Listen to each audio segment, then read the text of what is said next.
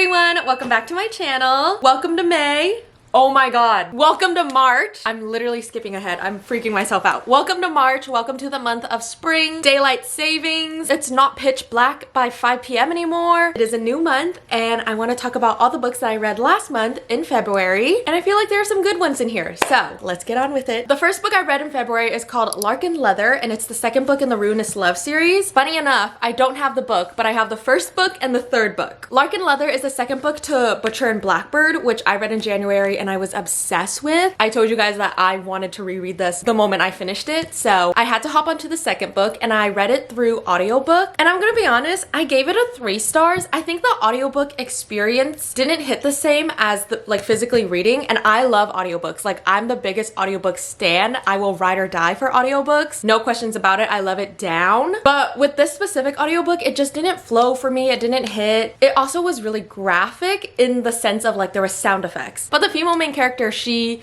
was described to be giggling a lot and the narration included those giggles. It didn't feel natural, like it was like someone forcing themselves to giggle. And I also listened to the audiobook in 1.75 speed, so it was just like a sped up forced giggle and it just was more distracting than it was beneficial to the audiobook. I think that's the reason why I'm giving it such a low rating. But other than that, the plot didn't really intrigue me. I loved Butcher and Blackbird, so I was kind of expecting the same thing where it was like funny but also adventurous and kind of, I don't want to say I'm expecting gruesome, but it's gonna be like dark.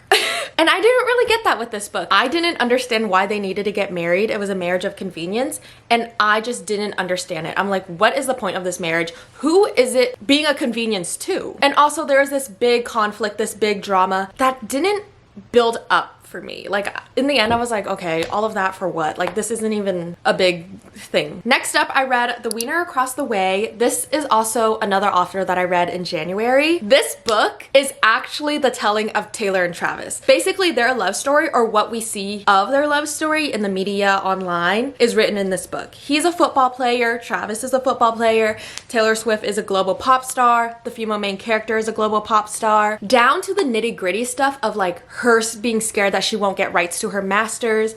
We all know Taylor has Taylor's versions. To the management, like in the book, I think the manager that screws her over is named Scotty. But overall, it was really cute. I had fun listening to it. I definitely wasn't fully invested. And I know in the long run, I'm not gonna think about this book too hard. And especially I'm thinking myself like at the end of 2025, where I'm trying to do a year reading reading recap. I'm not gonna remember like the main details of this book. Overall, I give it like a 3.5. I think it's really fun, it's light and it's fluffy, and I feel like Amy Award does a good job at writing really just fun and sweet, adorable romances. And I really liked picking out like, oh, this probably is like this reference to Taylor Swift, you know. No, where'd it go? Oh, I found it. Next up, I read First Time Caller by B.K. Borison. This was so freaking good. I listened to it on audiobook. This is kind of like a different experience, but this was also kind of like a graphic audiobook where there are sound effects, but it's done so well where it enhanced my reading experience and it just made the whole like listening to the audiobook so much better, and I was fully engaged the whole time. It is about Aiden and Lucy. Aiden is a radio show host and it is a romance radio show where people call in, ask for dating advice, or just share their love stories. But he himself does not believe in love. He's not a romantic guy. And also he's kind of like burnt out from the show. There's not a lot of listeners and his manager is telling him like, you have to do something to crank up the show. And he's just not invested. Like, he does not know what to do. Actually, her daughter Maya, she's a single mom. Her 12-year-old daughter calls into the radio show and is like, I need dating advice from my mom. She's never dating and like, I don't know what to do. And of course that segment goes viral and everyone is like,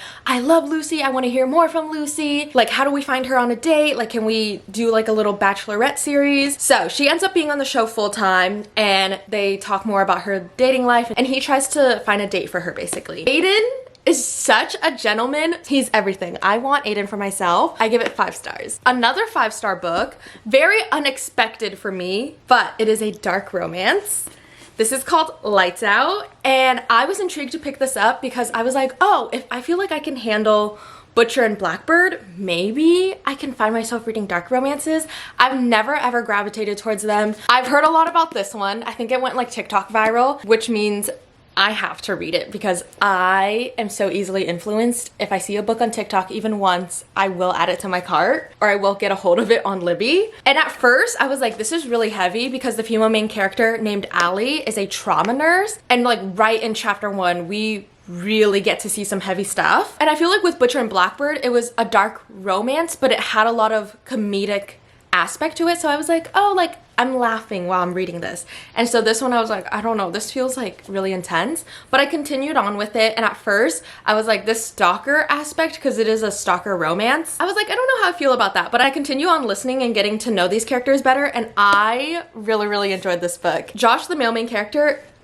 is a golden retriever. That was like the most unexpected thing, but like as I was reading throughout this book or listening throughout the book, I was like, wait, he is kind of like adorable. Really funny. There are some moments where I like could not stop myself from laughing out loud. I listened to this at work, which was so brave. There was a point where I was like, I need to pause this book and like take a lap around the parking lot because that's crazy.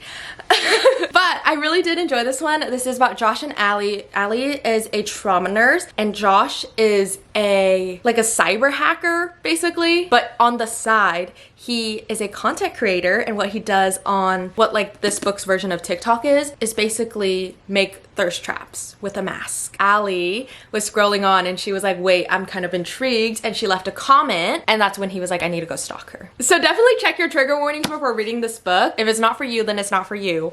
But if you do end up reading it, I think it was really funny. But after finishing Lights Out, I wasn't in a reading slump, but I was in a slump of like finding books that are similar to it. So I tried to start a bunch of books, so I ended up DNFing the next 2. The first one being Pickleballers. I had really high hopes for this just because I enjoy the cover and I think it's adorable. I started this on audiobook. I got about 19% of the way through and I decided to DNF. From the very beginning, I just wasn't invested. I feel like these characters kind of fell flat for me. I don't see a lot of dimension to them, but also I was confused half the time. Like I was like, who is the female main character? Who is the male main character? You get introduced to a lot of people at once in the first like 3 chapters, and I feel like suddenly this is like a 6 POV book and I don't know who the main character is, who the main focus is on. Then next up I read The Pea Next Door. I don't know if I can say this full title. I posted a video about this. It got a lot of traction. This is the 3rd book in the Cocky Kingsman series, which follows after these 2 books that we have already talked about. So I was like, oh, Amy Award writes really fun, lighthearted, fluffy romance. Let me give another one a listen. I started listening to this. There was some mention of like Vietnam, and I was like, okay, is this female main character Vietnamese, or did she just, because she talked about traveling back to Saigon. So I was like, oh, did she just like travel to Vietnam and now she's like back from her vacation? And also this is part like narration because I listened to this on audiobook.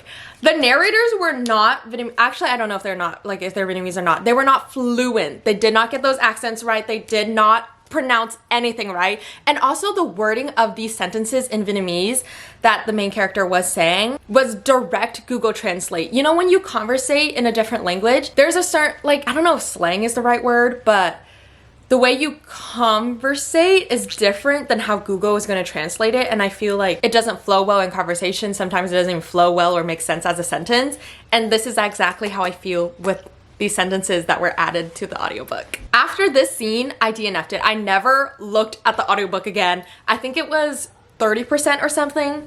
It just threw me off. Like, my first language is Vietnamese, and I was like, I couldn't even pick up a single word. And I was like, let me slow it down to see if I can break it down. I couldn't. Like, it was game over for me. So I DNF'd her. Moving on to the next book, I read What Happens After Midnight. I actually listened to this on audiobook. I think this whole month was audiobook. Oh me, I love audiobooks. I told you, I ride for audiobooks. This is What Happens After Midnight by K.L. Walter. She wrote one of my most favorite young adult romances. I love the way she incorporates like Taylor Swift references, and it's also just really fun and flirty and lighthearted, just like a celebration of young love, and I love like reading about the book she writes. This one is actually an arc.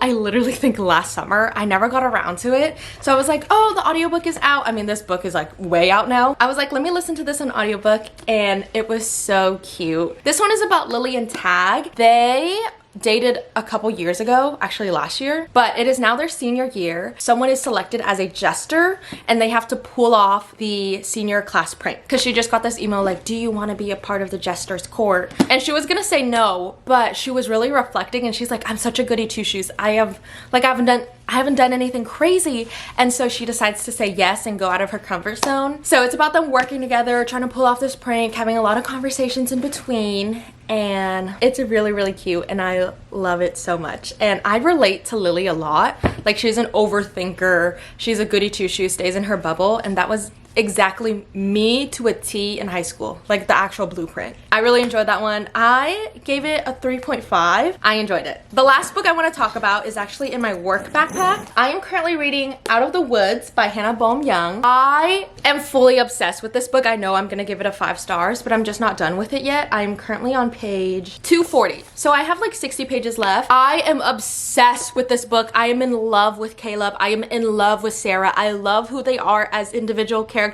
but I love who they are as a couple, and I love their friend group, and I love the secret moments of Bo and Win, which is the first couple from the first book, because this is a series. I love everything about this book and I'm obsessed, and I'm not even done, and I'm gonna give it a 5 stars. Today is the last day of February, so I probably won't finish it today, but I did read the majority of this in February, so I just wanted to give it a little shout out. But that is everything I read in the month of February. I am so happy to share everything with you guys. I don't have a March TBR quite yet, so let me know down below what books I should read for March. I don't really know what mood I'm in yet, so I'm open to all suggestions. Comment down your favorite book that you read in February, or just your favorite book ever that you think I should read, and I'll check it out. But thank you guys so much for watching. I love you guys so much. Thank you so much for supporting this channel. I was looking at my account and I realized we have like 8,800 subscribers. That's crazy. I can't imagine like that many people. I can't imagine like 20 people in front of me right now if I had to present something and like talk about the books that I'm reading. So thank you guys so much for literally everything. But I hope you guys enjoy this video, and I'll catch you guys on the next one. Bye.